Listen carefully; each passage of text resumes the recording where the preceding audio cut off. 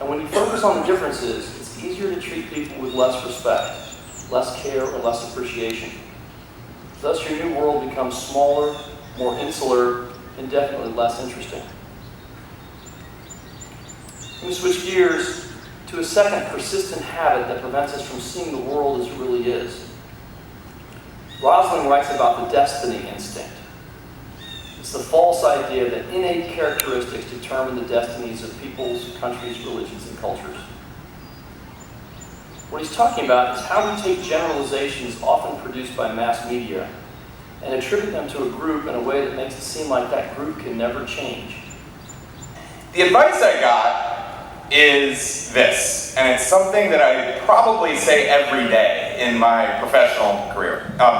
It's better to be specific, even if you're wrong, than vague and right. Most of the world is vague and right, and the graduation speech is like the king of vague and right. You are the smartest people, you're the future leaders of the world, you can be whatever you want to be, yeah, we get that, we know that, like, get over with it so I can get my diploma. There's nothing wrong about that, but it's too vague to be helpful. Specificity is riskier, but it's a way more interesting path to take. The famous author Malcolm Gladwell has a podcast where he dissects why he believes country music songs are much more interesting than rock and roll. He doesn't dislike rock and roll, but he likes country songs a lot more because he says they're more specific and therefore more interesting. So let's take one of the top rock and roll songs ever, the Rolling Stones' I Can't Get No Satisfaction. Great song, great opening guitar riff. Here's the chorus. I can't get no satisfaction, I can't get no satisfaction, because I try and I try and I try. I can't get no, I can't get no.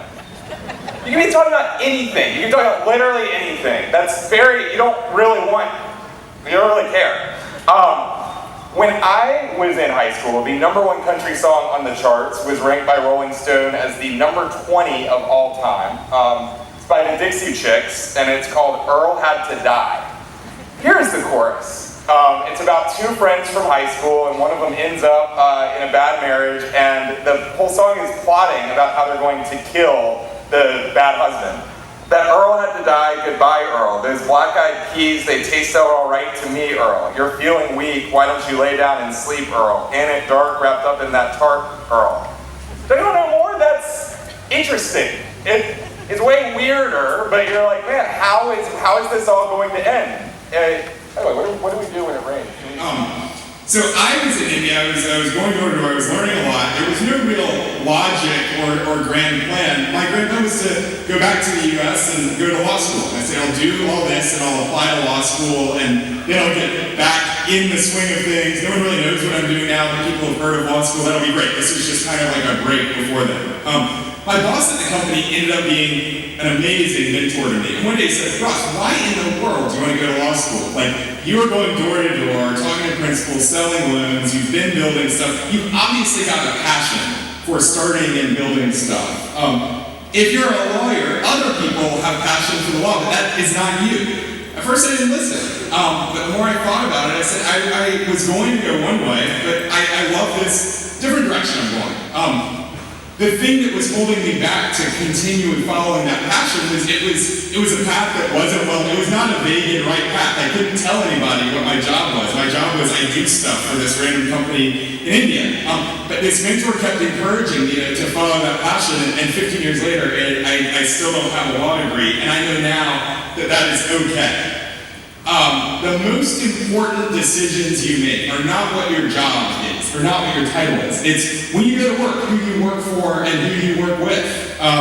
My now wife, Jen, was a co-worker at that company. So the company ended up being a pretty good dating service. We have a 10-month-old, we have a female dog named Greg, a very specific and wrong dog name. You're like, why is Greg a girl? It's an interesting story because it's specific.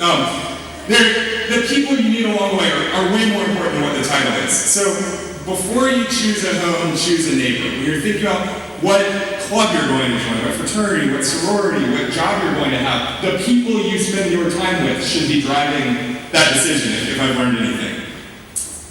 But you are the they. If you remember one thing when you graduate here and go out in the world, don't ever not do something because they won't let you. You are them. Today is about the North Cross class of 2018. Take the memories and lessons from North Cross with you. Relish today, enjoy your classmates, salute your teachers and your coaches.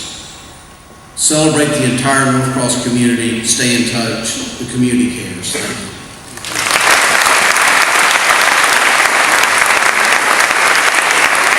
To every person, expressing global citizenship is different.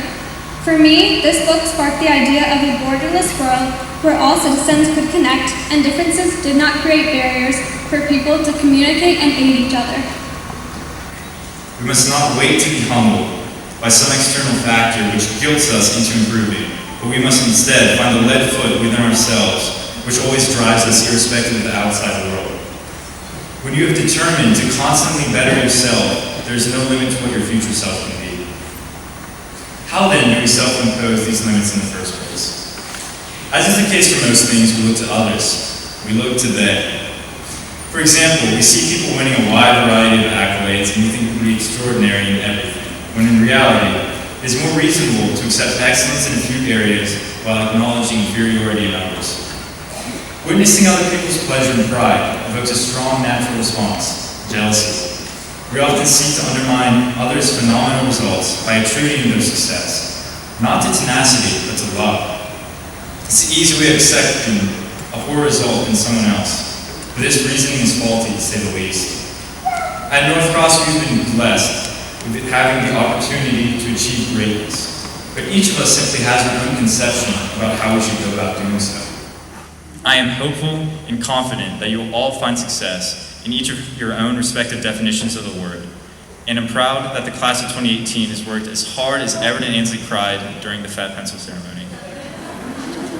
And I'd like to close by encouraging you all to strive not to constantly surpass others or feel the need to, but to become better than your past selves. Thank you. Good luck.